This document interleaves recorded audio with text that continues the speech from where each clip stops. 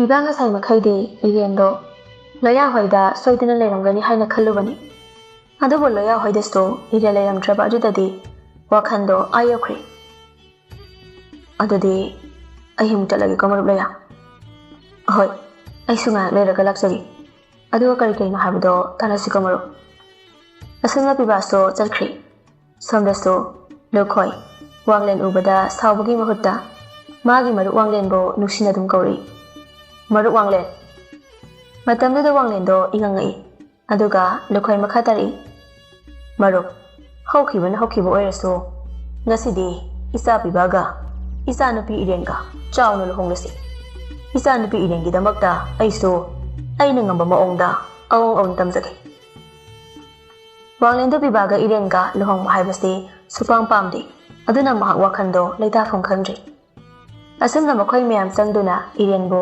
ꯊꯤꯕ ꯌꯥꯕ ꯊꯤꯔꯦ꯫ ꯑꯗꯨꯕꯨ ꯐꯪꯕ ꯀꯧꯕꯗꯤ ꯂꯩꯇ꯭ꯔꯦ꯫ ꯃꯗꯨꯒꯤ ꯃꯇꯨꯡ ꯅꯨꯃꯤꯠ ꯈꯔꯅꯤ ꯍꯧꯖꯤꯟꯈ꯭ꯔꯦ꯫ ꯑꯗꯨꯒ ꯁꯣꯝꯗꯅ ꯏꯔꯦꯟꯁꯨ ꯀꯥ ꯑꯃꯗ ꯇꯨꯐꯛ ꯇꯨꯐꯥꯏ ꯆꯟꯗꯨꯅ ꯇꯨꯃꯤꯟ ꯎꯪꯗꯨꯅ ꯐꯝꯂꯤ꯫ ꯃꯗꯨꯒꯤ ꯇꯟꯖꯥ ꯑꯗꯨꯗ ꯁꯤꯟꯊꯥ ꯆꯪꯂꯛꯏ꯫ ꯑꯗꯨꯒ ꯆꯟ, ꯅꯪ ꯁꯨꯝ ꯎꯪꯗꯨꯅ ꯂꯩꯔꯗꯤ ꯌꯥꯔꯣꯏ꯫ ꯂꯣꯌꯥꯁꯨ ꯑꯃꯨꯛ ꯆꯪꯂꯛꯏ꯫ ꯑꯗꯨꯒ ꯀꯔꯤ ꯇꯧꯔꯒꯦ ꯁꯤꯟꯊꯥ? ꯂꯣꯌꯥ, ꯆꯟꯁꯦ ꯆꯥꯛꯁꯨ ꯆꯥꯗꯦ, ꯏꯁꯤꯡ ꯐꯥꯎꯕ ꯊꯛꯇꯦ꯫ ꯁꯨꯃꯥꯏꯅ ꯁꯨꯝ ꯊꯝꯕꯗꯤ ꯌꯥꯔꯣꯏ, ꯀꯝꯗꯧꯅꯤ? ꯂꯣꯌꯥꯁꯨ ꯏꯔꯦꯟꯒꯤ ꯃꯅꯥꯛꯇ ꯐꯝꯗꯨꯅ ꯆꯟ, ꯅꯪꯕꯨ ꯇꯥꯃꯣꯒꯤꯗ ꯂꯩꯕꯁꯦ ꯌꯥꯝ ꯅꯨꯡꯉꯥꯏꯇ꯭ꯔꯕꯅꯦ? ꯑꯗꯨꯒꯤ ꯅꯠꯇꯦ ꯇꯥꯃꯣ꯫ ꯄꯤꯕꯥꯗꯣ ꯉꯍꯥꯟ ꯅꯣꯡꯃ ꯂꯥꯛꯑꯝꯃꯤ꯫ ꯅꯥꯇꯣꯟꯕꯣ? ꯑꯗꯨꯗ ꯑꯩꯅ ꯅꯪ ꯁꯤꯗꯗꯤ ꯂꯥꯛꯇꯦ ꯍꯥꯏꯈꯤꯕꯅꯤ꯫ ꯑꯗꯨꯅꯁꯨ ꯐꯔꯦꯗ ꯇꯥꯃꯣ꯫ ꯑꯩ ꯃꯈꯣꯏꯒꯤ ꯃꯃꯥꯡꯗ ꯁꯛꯁꯦ ꯑꯃꯨꯛ ꯎꯠꯂꯔꯣꯏ꯫ ꯑꯗꯨꯕꯨ ꯑꯩꯅ ꯃꯈꯣꯏꯗꯒꯤ ꯂꯥꯞꯊꯣꯛꯅꯕ ꯍꯣꯠꯅꯕꯗ ꯇꯥꯃꯣꯗ ꯑꯃꯨꯛ ꯌꯦꯠꯁꯤꯜꯂꯤꯁꯤꯅꯤ ꯑꯩꯅ ꯅꯨꯡꯉꯥꯏꯇ꯭ꯔꯤꯁꯦ꯫ ꯆꯟ, ꯅꯪ ꯑꯗꯨꯃꯥꯏꯅ ꯍꯥꯏꯒꯅꯨ꯫ ꯅꯪꯅ ꯑꯩꯉꯣꯟꯗ ꯀꯩꯁꯨ ꯌꯦꯠꯇꯦ꯫ ꯑꯩꯗꯤ ꯅꯪꯕꯨ ꯄꯨꯟꯁꯤ ꯆꯨꯞꯄꯒꯤ ꯑꯣꯏꯅ ꯃꯐꯝ ꯑꯁꯤꯗ ꯊꯝꯂꯒꯦ ꯍꯥꯏꯅ ꯈꯜꯂꯤꯕꯅꯤ꯫ ꯇꯥꯃꯣ, ꯑꯩ ꯀꯅꯥꯒꯤ ꯃꯐꯝꯗꯁꯨ ꯌꯦꯠꯅꯤꯡꯗꯦ꯫ ꯑꯗꯨꯕꯨ ꯑꯩ ꯋꯥꯏ ꯍꯥꯏꯗꯨꯅ ꯏꯇꯣꯝꯇ ꯁꯤꯖꯕꯁꯨ ꯉꯝꯗꯦ꯫ ꯇꯥꯃꯣꯒꯤꯁꯤꯗ ꯅꯠꯇꯅ ꯑꯩꯒꯤ ꯑꯇꯣꯞꯄ ꯃꯐꯝ ꯑꯃꯗ ꯆꯪꯖꯐꯝꯁꯨ ꯂꯩꯇꯦ꯫ ꯑꯗꯨꯅ ꯑꯩꯅ ꯇꯥꯃꯣꯕꯨ ꯍꯟꯖꯤꯟ ꯍꯟꯖꯤꯟ ꯑꯋꯥꯕ ꯄꯤꯕꯤꯔꯦ꯫ ꯂꯣꯌꯥ ꯏꯔꯦꯟꯒꯤ ꯃꯈꯨꯠꯇꯨꯗ ꯇꯞꯅ ꯄꯥꯏꯔꯒ ꯆꯟ, ꯅꯪ ꯑꯗꯨꯃꯥꯏꯅ ꯍꯥꯏꯒꯅꯨ꯫ ꯁꯦ, ꯇꯥꯃꯣ ꯑꯣꯐꯤꯁ ꯆꯠꯇꯧꯔꯕꯅꯤ꯫ ꯅꯪꯅ ꯑꯗꯨꯝꯅ ꯅꯨꯡꯉꯥꯏꯇꯅ ꯂꯩꯍꯧꯔꯒ ꯑꯩꯅ ꯀꯃꯥꯏꯅ ꯈꯣꯡꯁꯨ ꯊꯥꯡꯗꯣꯛꯀꯅꯤ?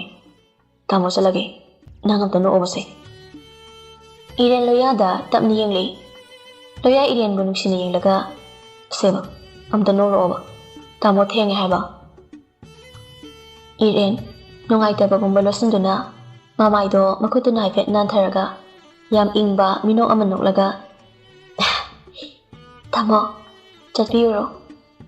ꯂꯣꯌꯥꯁꯨ ꯍꯧꯖꯤꯛꯇ ꯃꯃꯣꯟ ꯅꯣꯛꯂꯛꯏ꯫ ꯑꯗꯨꯅꯤꯗꯅ, ꯋꯥꯈꯜ ꯌꯥꯝ ꯈꯟꯖꯤꯟꯒꯅꯨ꯫ ꯏꯁꯥ ꯁꯣꯟꯊꯕ ꯍꯥꯏꯕꯁꯦ ꯋꯥꯈꯜꯒꯤꯁꯨ ꯃꯈꯥ ꯌꯥꯝ ꯄꯣꯟꯕꯅꯤ꯫ ꯑꯗꯨꯅ ꯃꯇꯝ ꯄꯨꯝꯅꯃꯛꯇ ꯃꯃꯣꯟ ꯅꯣꯛꯅ ꯂꯩꯒꯗꯕꯅꯤ꯫ ꯐꯔꯦ, ꯇꯥꯃꯣ ꯆꯠꯂꯦꯀꯣ꯫ ꯑꯗꯨꯒ ꯂꯣꯌꯥ ꯁꯤꯟꯊꯥꯗ ꯃꯣꯟꯁꯤꯟꯗꯨꯅ ꯁꯤꯟꯊꯥ, ꯃꯥꯅ ꯆꯥꯕ ꯌꯥꯕ ꯀꯔꯤꯅꯣ ꯈꯔ ꯍꯪꯂꯒ ꯁꯦꯝꯕꯤꯔꯣ꯫ ꯑꯗꯣ ꯃꯥꯅ ꯆꯥꯅꯤꯡꯕꯗ ꯀꯤꯆꯟꯗ ꯂꯩꯇꯕ ꯄꯣꯠ ꯆꯩ ꯌꯥꯎꯔꯗꯤ ꯑꯩꯉꯣꯟꯗ ꯍꯥꯏꯔꯛꯎꯀꯣ꯫ ꯍꯥꯏꯔꯛꯀꯦ꯫ ꯑꯁꯣꯝꯅ ꯂꯣꯌꯥ ꯆꯠꯈ꯭ꯔꯦ꯫ ꯑꯁꯣꯝꯗꯅ ꯐꯖꯕꯤꯗꯣ ꯏꯔꯦꯟꯅ ꯊꯤꯐꯝ ꯈꯪꯂꯛꯇ꯭ꯔꯕꯗ ꯋꯥꯡꯂꯦꯟꯗ ꯇꯞꯅ ꯍꯥꯏꯔꯛꯏ꯫ ꯃꯣꯏ ꯕꯕꯥ, ꯅꯆꯥ ꯑꯇꯣꯝꯕꯒꯤ ꯃꯇꯧꯁꯤ ꯌꯦꯡꯕ ꯉꯝꯗ꯭ꯔꯦ꯫ ꯉꯔꯥꯡꯁꯨ ꯆꯥꯛ ꯆꯥꯗꯦ, ꯉꯁꯤꯁꯨ ꯆꯥꯗꯦ꯫ ꯃꯥꯒꯤ ꯀꯥꯗꯒꯤ ꯍꯦꯟꯗꯣꯛꯈꯤꯗ꯭ꯔꯦ꯫ ꯀꯔꯝ ꯇꯧꯁꯦ ꯍꯥꯏꯕꯅꯣ?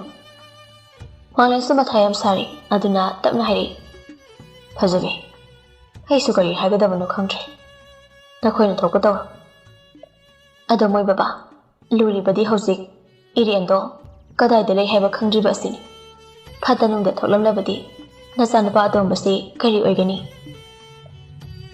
ꯋꯥꯡꯂꯦꯟ ꯍꯧꯖꯤꯛꯇꯨꯗ ꯅꯤꯡꯉꯝꯂꯛꯇ꯭ꯔꯦ꯫ ꯃꯥꯒꯤ ꯃꯈꯨꯠꯃꯛꯅ ꯏꯔꯦꯟꯕꯨ ꯐꯨꯕꯤꯗꯨꯅ ꯆꯩꯕꯤꯈꯤꯕꯗ ꯅꯠꯇꯅ ꯌꯨꯝꯁꯤꯗꯒꯤꯁꯨ ꯆꯠꯈ꯭ꯔꯣ ꯍꯥꯏꯅ ꯇꯥꯟꯊꯣꯛꯄꯤꯈ꯭ꯔꯦ꯫ ꯃꯤꯀꯨꯞꯇꯨꯗ ꯏꯔꯦꯟꯅ ꯀꯞꯅ ꯀꯞꯅ ꯍꯥꯏꯔꯝꯈꯤꯕ ꯋꯥꯍꯩꯗꯨ ꯅꯤꯡꯁꯤꯡꯂꯛꯏ꯫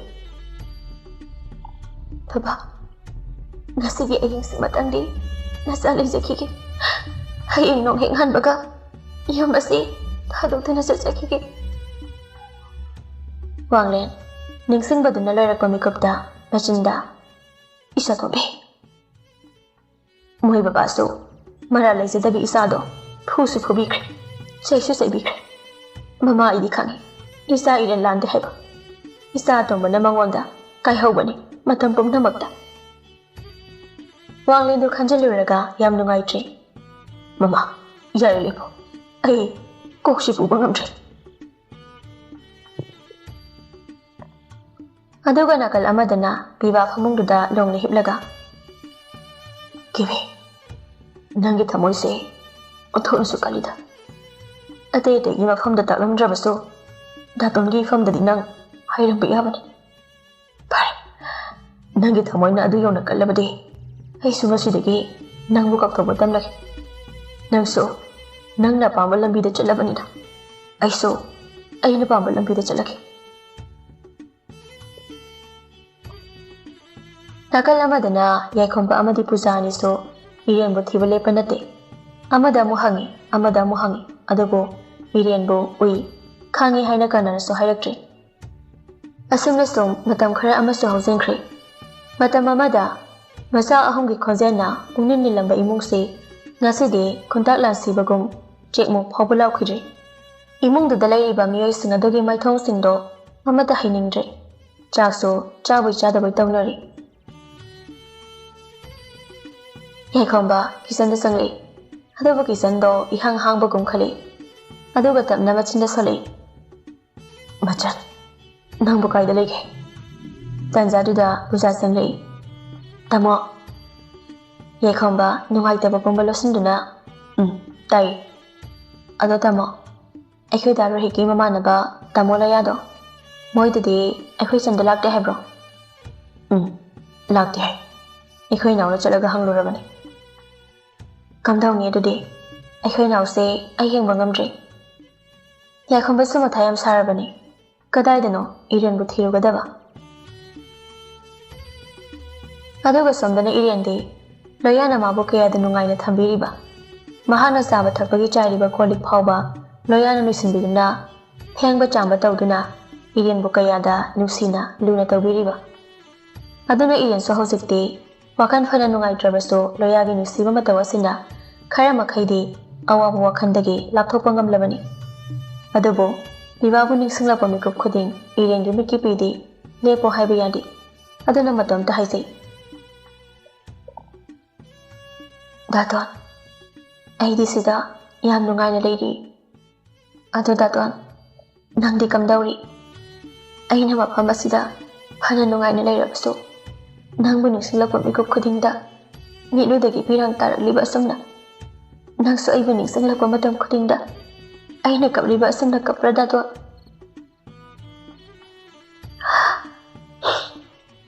ꯗꯥꯇꯣꯟ ꯅꯪ ꯅꯨꯡꯉꯥꯏꯅ ꯂꯩꯌꯨꯀꯣ ꯑꯩꯗꯤ ꯅꯈꯣꯏꯒꯤ ꯅꯅꯥꯛꯇ ꯄꯨꯟꯁꯤꯁꯤꯃꯒꯤ ꯅꯠꯇꯅ ꯃꯄꯣꯛ ꯃꯄꯣꯛ ꯈꯨꯗꯤꯡꯗ ꯑꯃꯨꯛ ꯍꯜꯂꯛꯂꯔꯣꯏ ꯑꯩ ꯑꯃꯨꯛ ꯍꯜꯂꯛꯂꯔꯣꯏ ꯑꯗꯨ ꯍꯥꯏꯔꯒ ꯏꯔꯦꯟꯗꯣ ꯃꯤꯠꯂꯨ ꯑꯅꯤꯗꯣ ꯄꯤꯔꯥꯡ ꯏꯍꯧꯔꯛꯂꯤ ꯑꯗꯨꯒꯤ ꯇꯟꯖꯥ ꯑꯗꯨꯗ ꯂꯣꯌꯥꯁꯨ ꯆꯪꯂꯛꯏ ꯂꯣꯌꯥ ꯆꯪꯂꯛꯄ ꯎꯕꯗ ꯏꯔꯦꯟ ꯃꯃꯥꯏ ꯃꯃꯤꯠꯇꯣ ꯁꯠ ꯇꯩꯊꯣꯛꯂꯒ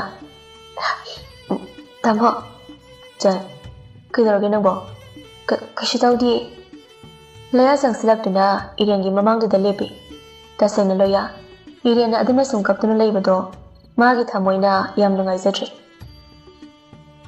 ꯇꯥꯃꯣꯅ ꯅꯪꯕꯨ ꯋꯥꯈꯜ ꯅꯨꯡꯉꯥꯏꯅꯕꯅꯤ ꯍꯥꯏꯗꯨꯅ ꯐꯅ ꯀꯟꯅꯗꯤ ꯍꯣꯠꯅꯕꯅꯤ ꯑꯗꯨꯕꯨ ꯅꯪꯒꯤ ꯋꯥꯈꯜꯗꯣ ꯅꯨꯡꯉꯥꯏꯊꯣꯛꯑꯣ ꯍꯥꯏꯕꯗꯤ ꯌꯥꯗ꯭ꯔꯦ ꯇꯥꯃꯣꯅ ꯀꯩꯗꯧꯔꯒ ꯅꯪ ꯋꯥꯈꯜ ꯅꯨꯡꯉꯥꯏꯅ ꯂꯩꯒꯅꯤ ꯅꯪꯅ ꯑꯁꯨꯝꯅ ꯅꯨꯡꯁꯨꯛ ꯅꯨꯡꯖꯥꯅꯅ ꯂꯩꯕꯁꯦ ꯑꯩ ꯌꯦꯡꯕ ꯅꯨꯡꯉꯥꯏꯇꯦ ꯅꯪꯒꯤ ꯑꯄꯥꯝꯕꯗꯣ ꯍꯥꯏꯌꯣ ꯅꯪ ꯀꯔꯤ ꯅꯨꯡꯉꯥꯏꯇꯕ ꯂꯩꯕꯒꯤꯅꯣ ꯅꯪꯅ ꯃꯇꯝ ꯄꯨꯝꯅꯃꯛꯇ ꯀꯞꯇꯨꯅ ꯂꯩꯔꯤꯕꯁꯦ ꯅꯪꯒꯤ ꯅꯇꯧꯁꯤꯅ ꯇꯥꯛꯄꯗꯤ ꯑꯩꯅ ꯐꯅ ꯅꯪꯒꯤ ꯄꯦꯟꯅꯅꯕ ꯇꯧꯔꯕꯁꯨ ꯅꯪ ꯄꯦꯟꯗꯦ ꯍꯥꯏꯕꯅꯤ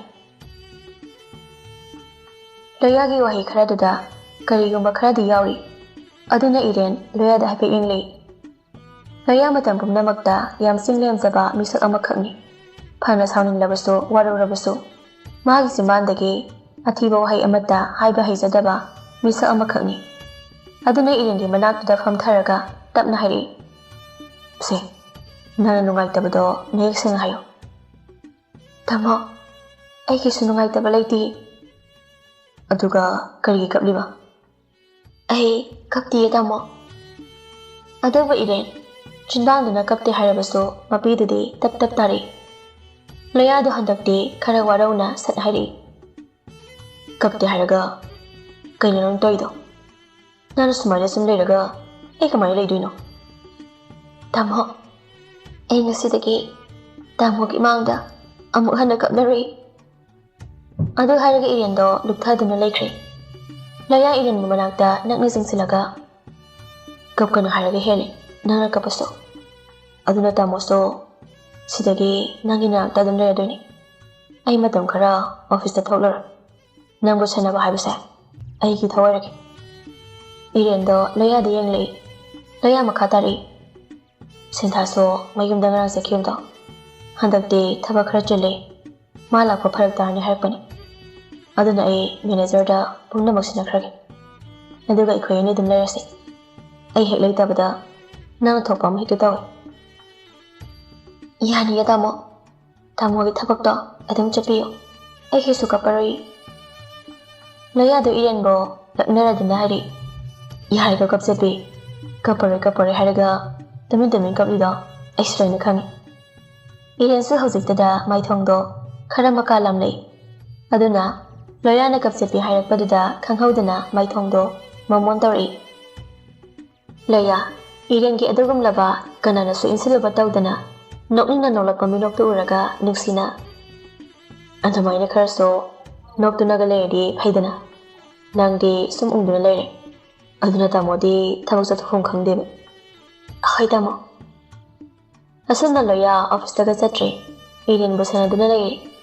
Iren se Loya na magi damak tawajaba siubada Loya bu yam nuksizai. Loya sangsar sida khwaidagi ngakpa angakpa singi manungda masu ama oiri. Maramdi magi irenga laiminari nina tawrido iren bo thabak amata tawhandi. Sak sumana thongi, hi sumana suzai. Koso adum phengi. Aduga kariguma matamda irengi mafi maron phauba suba sama numisu yawi. Magi masasida mayamga manadabu wakhalon amakhak sienbagum tawri. Aduga nongmada su saudi. Karamba mabuk marat tappa lai magna sarpa mino khangdi. Magi adugum laba matawsida iren so Loya bu khanbagum tawri. Adubu Loya di iren bu hanadagi adum nungsiduna lakhibanina. Iren gini hairabadi maana ngamdaba leite. Aduna mikup khuding irengi wakhan nungainabata su tawribani. Ngasi su Loya chak thongli. Iren so magi manakta dining chair amaduda famlaga wari sanari. Loya iren bo laknaduna kawri. Kapsepi. Tamo. How. Adumaina kawrakanu haibani. Loya do amuka sanoli aduga karibya. Nangdi ang kakondaine adugi kawbanida. Adoiso hojikti kaptreso. Aibu kada da chalo hainoba. Iren machindo haife khumlaga nogli aduga aibu tamuda chalo haikibro. Hojikta haikridudi karung kanda hoji is yam ngamina keba kem haide haikidudi haidiso. Handakti Loya do khonjal thomna noklaga to amuksu haikre. Iren do ngasidi Loya gi phagi sida tasaina nokningba phorokla mali. Yam thawai tana nokli. Tanzadu da khangaudana thaw kabagi manam phori. Iren do noklambadagi chaplepaga tumina leiraga magi natonduda phorokliba manamdo susutnamlaga. Tamo thaw kari. Loya di iren do yenglingaida kanamga phawtre duni.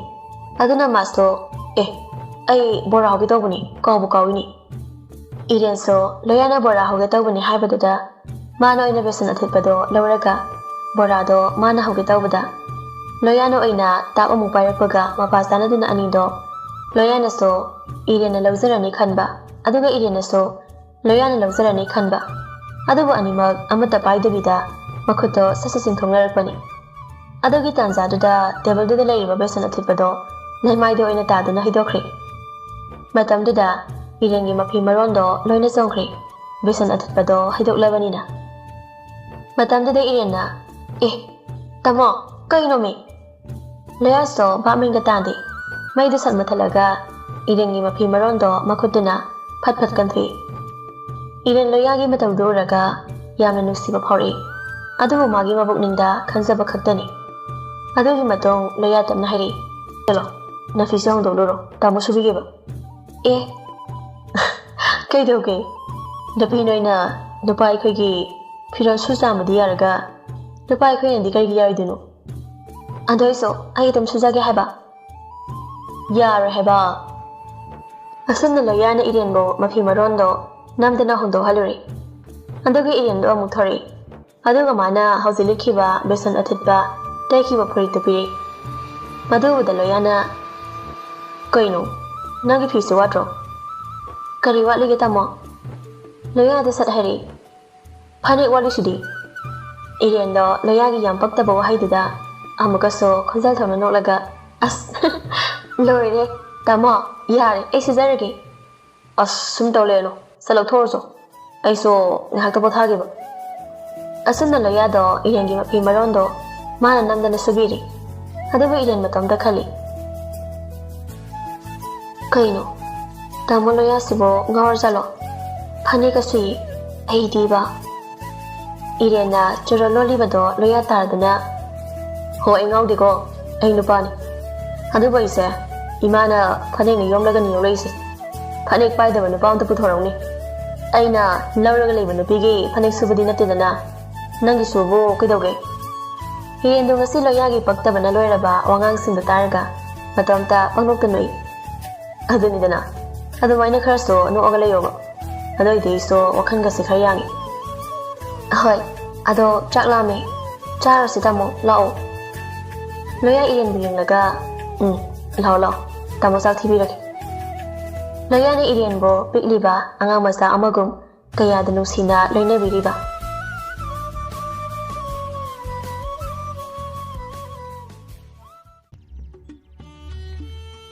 अदुगा समदना विवादो इरेंगी वखंदा Lyman ओइदना मतम पुम्नमक्ता उंगदुना चागनी थकनी हाइबा खंग्रे असुमना बिबाना लेबदुदा mama फजबिदि थमोय बुबा याद्रे अदुना वांगलेंदा हाइरे मोय बाबा मियामगी मिनोकी बना नसा नपासे अखोइन हालसे हाइरिब्रो आइदि इसागी मतौसी येंबा ngamtre इसा इरेंदो कदाइदना अमुता थीसिबा अदुगा मखोय अनि चाउना लुहोंबिरसे आई इसागी मतौसी येंबा ngamtre फजबे आई हौजिक करी तौगदबनो खंग्रे इसा तोंबिदो आइसु थीबा याबदि थीरिबनि अदुबु फंग्रे आई हौजिक करी तौ हाइबनो मोय बाबा आई खंगदे आइगी वादि इसा इरेंदो फंगनबा थीबि मसि थोलकनि खंगबदुननि आइना माबु मतम अमदा युमसिदा लेहेनबा पामखिदबसु अदुबु हौजिकति मतमदो हौख्रे नसा तोंबना माबु थादोपा ngamलरे हाइबा आई खंगे अदुना करी करिनो अमुक्ता तौसिबा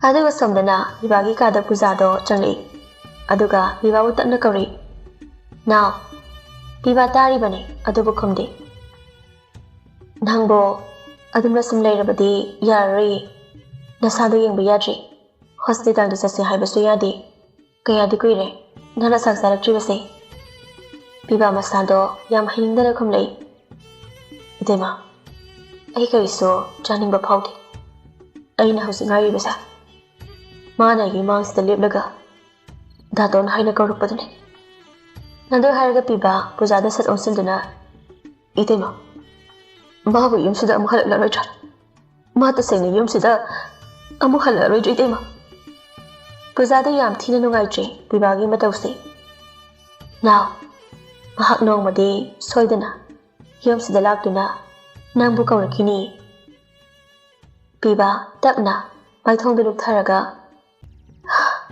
इतेमा मालार आई खंगे माना इबु तसेंगना वारौख्रे नाव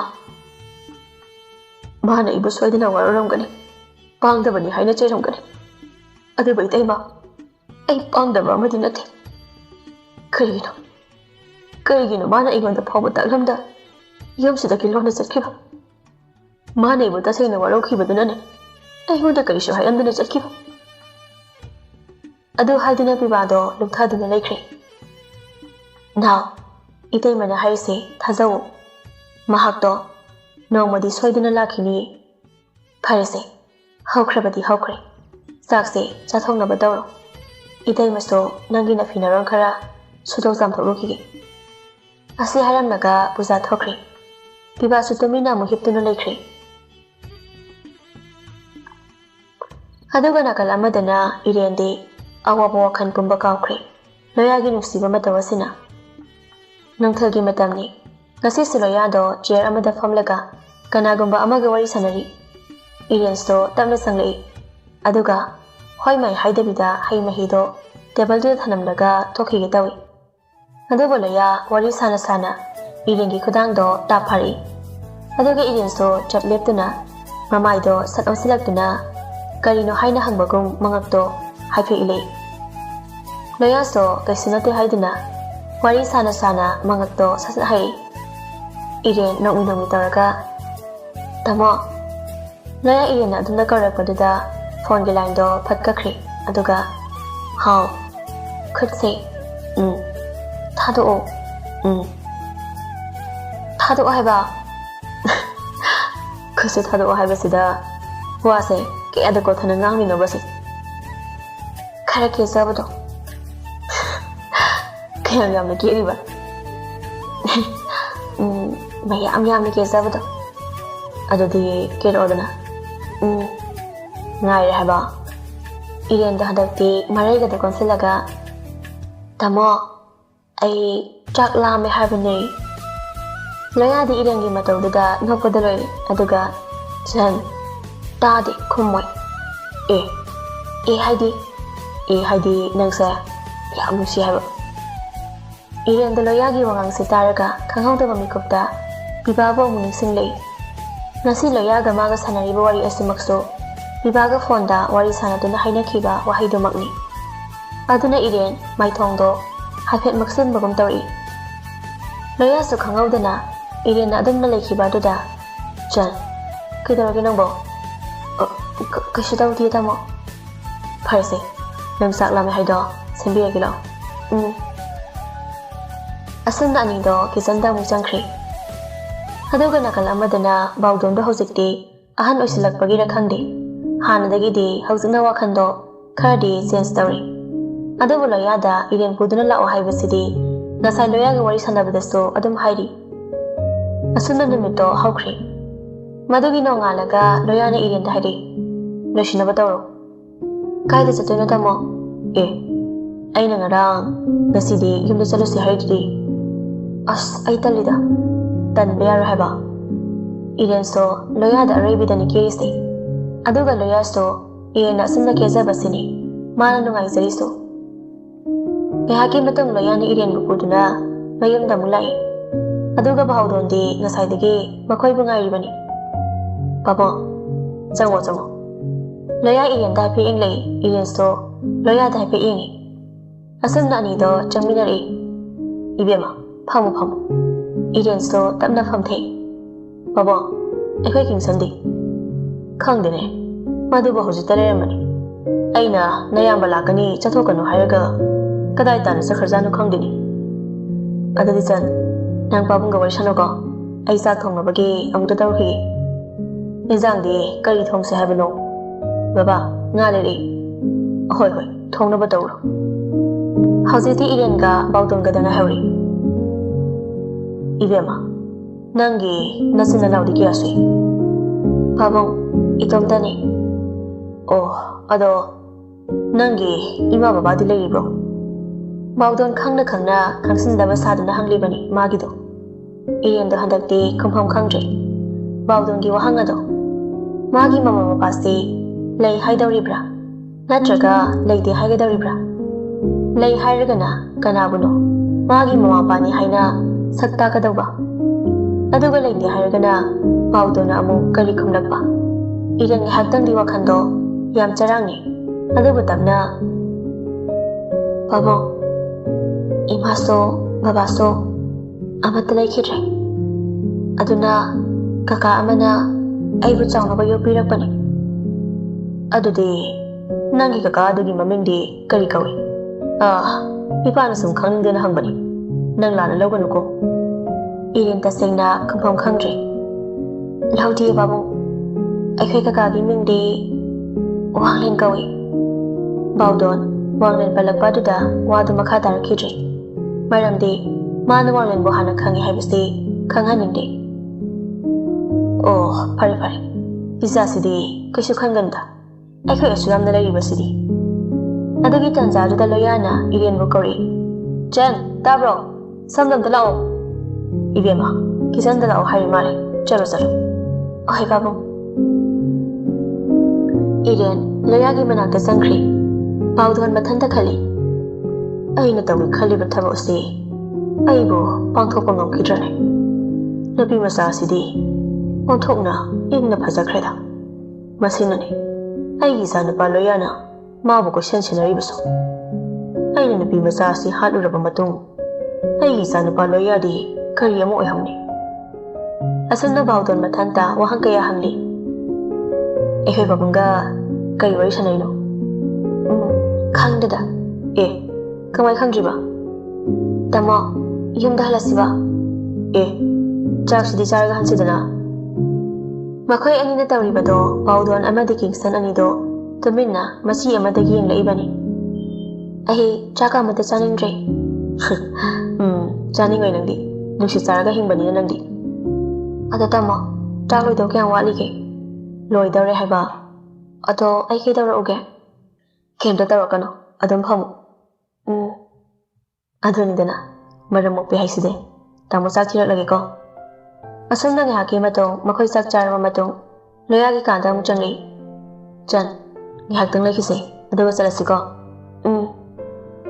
ꯃꯗꯨꯒꯤ ꯃꯇꯨꯡ ꯀꯤꯡꯁꯟꯅ ꯄꯥꯕꯨꯡ ꯀꯝꯗꯧꯁꯦ ꯍꯥꯏꯕꯅꯣ ꯑꯇꯣꯝꯕ ꯑꯩꯁꯨ ꯈꯜꯂꯤꯕꯅꯤ ꯅꯌꯥꯝꯕꯁꯦ ꯑꯆꯨꯝꯕ ꯌꯥꯝ ꯄꯥꯝꯖꯕꯅꯤ ꯑꯗꯨꯕꯨ ꯑꯇꯩ ꯑꯇꯩꯒꯤ ꯃꯐꯝꯗ ꯑꯩꯈꯣꯏꯅ ꯐꯠꯇꯕ ꯊꯕꯛ ꯇꯧꯔꯕꯁꯨ ꯑꯩꯅ ꯍꯦꯛ ꯄꯣꯛꯆꯕ ꯏꯆꯥꯒꯤ ꯃꯐꯝꯗꯗꯤ ꯀꯔꯝꯅ ꯑꯔꯥꯟꯕ ꯊꯕꯛ ꯇꯧꯒꯅꯤ ꯅꯌꯥꯝꯕꯁꯦ ꯑꯩꯅ ꯄꯣꯛꯄ ꯑꯣꯏꯔꯕꯁꯨ ꯃꯥꯒꯤ ꯋꯥꯈꯜꯂꯣꯟꯗꯤ ꯌꯥꯝ ꯐꯖꯕꯅꯤ ꯑꯗꯨꯅ ꯅꯨꯄꯤ ꯃꯆꯥ ꯑꯁꯤ ꯑꯩꯈꯣꯏꯅ ꯃꯥꯡꯍꯟꯈ꯭ꯔꯦ ꯍꯥꯏꯅꯁꯨ ꯈꯜꯂꯁꯤ ꯃꯗꯨꯒꯤ ꯃꯇꯨꯡ ꯅꯌꯥꯝꯕꯅ ꯑꯣꯏꯍꯧꯒꯗꯕ ꯐꯤꯕꯝꯗꯣ ꯅꯪ ꯌꯦꯡꯕ ꯉꯝꯒꯅꯤ ꯍꯥꯏꯔꯕꯗꯤ ꯅꯨꯄꯤ ꯃꯆꯥ ꯑꯁꯤ ꯍꯥꯠꯇꯣꯛꯈ꯭ꯔꯣ ꯀꯩꯅꯣ ꯄꯥꯕꯨꯡꯅ ꯍꯥꯏꯗꯨꯕꯣ ꯃꯥ ꯃꯊꯟꯇ ꯅꯠꯇꯦ ꯅꯨꯄꯤꯁꯦ ꯃꯌꯥꯝ ꯂꯩ ꯁꯅꯥ ꯂꯩꯕꯥꯛ ꯑꯁꯤꯗ ꯃꯇꯝ ꯈꯔ ꯇꯥꯃꯣꯅ ꯋꯥꯈꯜ ꯅꯨꯡꯉꯥꯏꯇ꯭ꯔꯁꯨ ꯇꯞꯅ ꯇꯞꯅ ꯃꯔꯥꯏꯅ ꯐꯖꯔꯛꯀꯅꯤ ꯑꯩꯗꯤ ꯂꯦꯝꯅ ꯊꯥꯕ ꯌꯥꯔꯣꯏꯀꯣ ꯑꯗꯨꯒ ꯁꯣꯝꯗꯅ ꯏꯔꯦꯟꯗꯤ ꯂꯣꯌꯥꯒꯤ ꯀꯥꯟꯗꯨꯗ ꯂꯣꯌꯥꯅ ꯃꯅꯥꯛꯇ ꯁꯪꯂꯒ ꯌꯥꯝ ꯅꯨꯡꯉꯥꯏꯅ ꯇꯨꯝꯂꯤ ꯑꯗꯨꯒ ꯂꯣꯌꯥꯁꯨ ꯏꯔꯦꯟ ꯍꯧꯒꯠꯂꯛꯄ ꯉꯥꯏꯗꯨꯅ